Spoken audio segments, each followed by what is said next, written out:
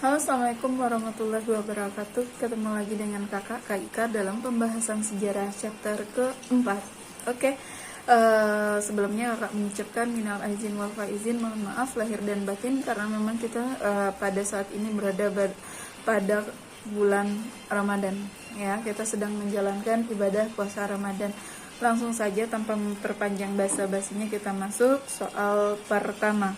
Di bawah ini keterangan yang tepat tentang historiografi tradisional. Tahu nggak apa itu konsep historiografi? Historiografi artinya adalah penulisan suatu peristiwa sejarah, tapi yang tradisional, yang lama. A. Berkembang sejak bangsa-bangsa Eropa menguasai Indonesia. B. Lebih dikenal dengan sejumlah istilah babat, serat, kanda, carita, wacan, hikayat. C. Mengabaikan sumber lokal.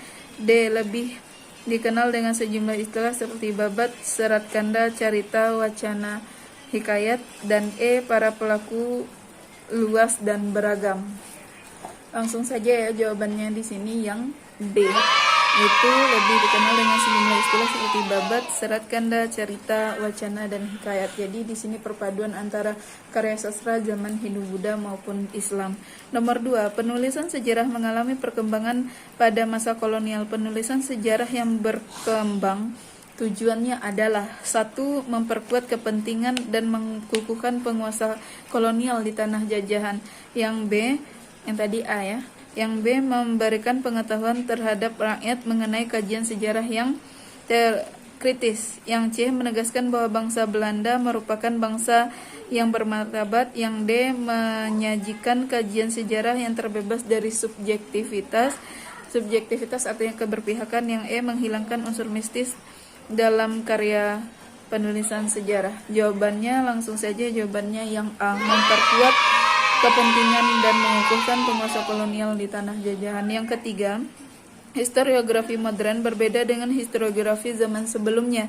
Salah satu aspek yang membedakan adalah A. Historiografi modern memiliki subjektivitas lebih tinggi daripada historiografi sebelumnya. Yang B.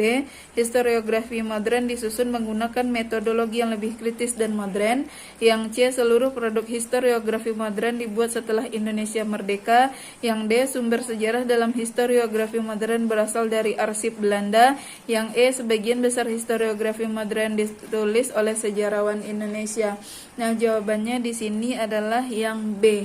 Historiografi modern disusun menggunakan metodologi yang kritis dan modern. Kalian pernah dengar tahap-tahap penelitian sejarah?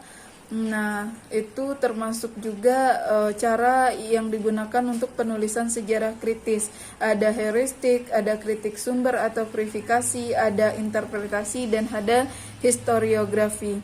Nomor 4, tahapan penelitian sejarah untuk mencari dan mengumpulkan sumber-sumber sejarah disebut A. Heuristik, B. Kritik internal, C. Interpretasi, D. Historiografi, atau E. Kritik eksternal. Jawabannya langsung saja di sini, yang kata kuncinya mengumpulkan sumber-sumber itu yang A, yaitu heuristik.